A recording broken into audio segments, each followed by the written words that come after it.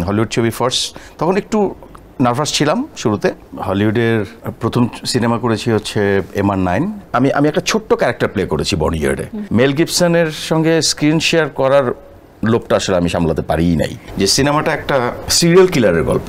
In fact আমার কাছে pattern of work এইটা আমাকে খুব মুগ্ধ করেছে তখন। না হলে তারাই ঠিক করছে আপনার গেট আপটা কী হবে।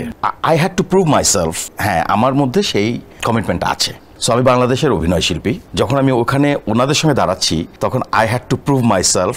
ইয়েস, আমার দেশ সামহাও ওরা কিন্তু নিজেরাই কথা বলতে থাকে কিন্তু যে ওয়ার হি ফ্রম। আপনার অবস্থান রয়েছে আমেরিকাতে এবং সেখানকার সিনেমায়ও আপনি কাজ করেছেন। প্রথম বাংলাদেশি হিসেবে বিদেশের গণ্ডিতে কাজ করা, আমাদের স্বপ্নের জায়গাগুলোতে আসলে আপনার বারবার পদচারণ, তো একটু জানতে চাই অভিজ্ঞতাটা। হলিউডের প্রথম সিনেমা করেছি হচ্ছে MR9। আসিফ আকবর হচ্ছে তার পরিচালক।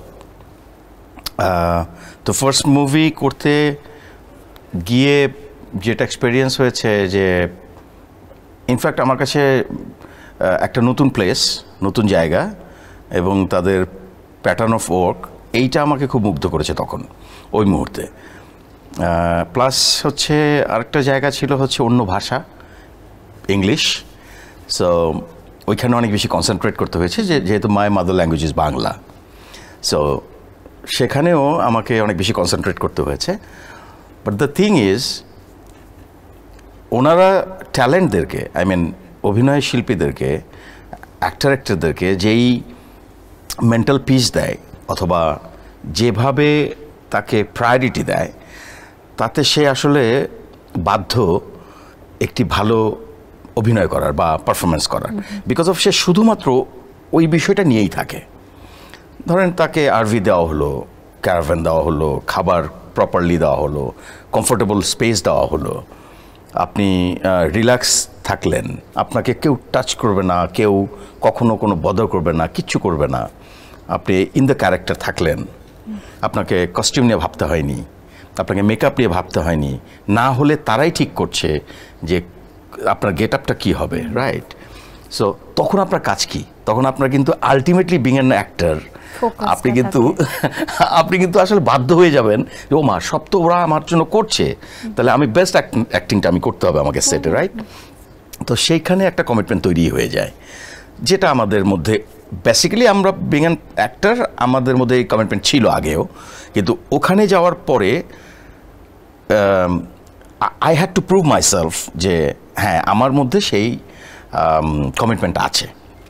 পাশাপাশি যেহেতু হলিউডের কিছু অভিনয় শিল্পী ওখানে কাজ করেছে, Michael J White is a big renown actor, Frank Grillo, আমি MR9-এর কথা বলছি,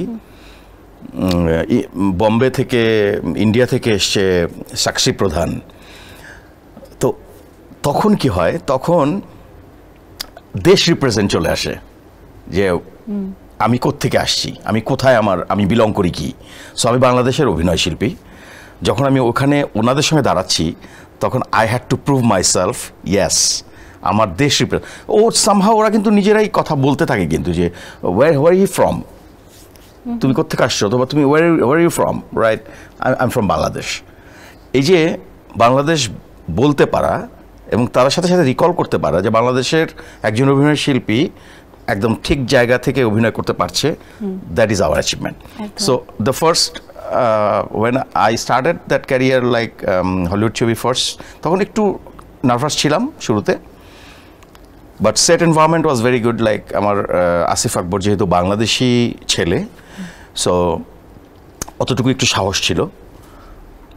দেন ওইটা উঠতে যাওয়ার কারণেই হয়তো পরের সিনেমাটা আমার বনিয়ার্ড, যেটা 5 জুলাই আমেরিকাতে স্ক্রিনিং হচ্ছে, প্লাস কিছু ওটিটি প্ল্যাটফর্মে, যেগুলো বড় বড় ওটিটি প্ল্যাটফর্ম আছে সেখানে আসতেছে, ওখানে আমার কাস্টিং হয়েছে। আমি আসলে বনিয়ার্ড, আমি একটা ছোট্ট ক্যারেক্টার প্লে করেছি বনিয়ার্ডে। বাট দ্য থিং ইজ, আমি আসলে একটা জিনিস হারাতে চাইনি, সেটা হচ্ছে মেল গিবসন আছে এবং আমার সঙ্গে মেল গিবসনের একটা সিকোয়েন্স আছে। সো এই স্ক্রিন শেয়ার, মেল গিবসনের সঙ্গে স্ক্রিন শেয়ার করার লোকটা আসলে আমি সামলাতে পারিই নাই। আমাদের দেশে দেখা যায় যে ছোট ক্যারেক্টার হলে আমরা অনেকে মনে করি যে করব কি করব না, কিন্তু বিদেশের মাটিতেও কি আসলে ব্যাপারটা তেমন নাকি ওখানে ক্যারেক্টারই? না না, একদমই না, ওখানে ক্যারেক্টারই। আমার দেখা মতে ওখানে ধরেন আমাদের শ্যুট হচ্ছে নেভাদা, মানে লাস ভেগাসে। আমি গেছি লস অ্যাঞ্জেলেস থেকে 4.5 ঘন্টা ড্রাইভ করে, কেউ এসছে নিউ ইয়র্ক থেকে, কেউ এসছে নিউ মেক্সিকো থেকে, কেউ এসছে ফ্লোরিডা থেকে অভিনয় শিল্পী, রাইট? এর মধ্যে প্রচুর অভিনয় শিল্পী আছে যারা শুধুমাত্র, যেমন এই সিনেমাটা আপনারা যখন দেখবেন অথবা আমাদের অডিয়েন্স যখন দেখবে তখন বুঝতে পারবে যে সিনেমাটা একটা সিরিয়াল কিলারের গল্প। আচ্ছা। ওর কিলিং মিশনটাই হচ্ছে ধরেন 18 থেকে 22 বছরের মেয়েদেরকে খুন করে, মার্ডার করে। তার মানে প্রায় 9টা মার্ডার হয়েছিল গল্পে। এটা একটা ট্রু স্টোরি ইন ইউএস। এখানে কতগুলো মেয়ে লাগছে, মানে মার্ডার হয়েছে 9টা মেয়ে, কিন্তু মিনিমাম ধরেন 20 থেকে 25টা মেয়ে লেগেছে, যাদের আসলে কোনো ডায়লগও নাই, যাদের হয়তো কিছু হাঁটা চলা আছে, রাইট?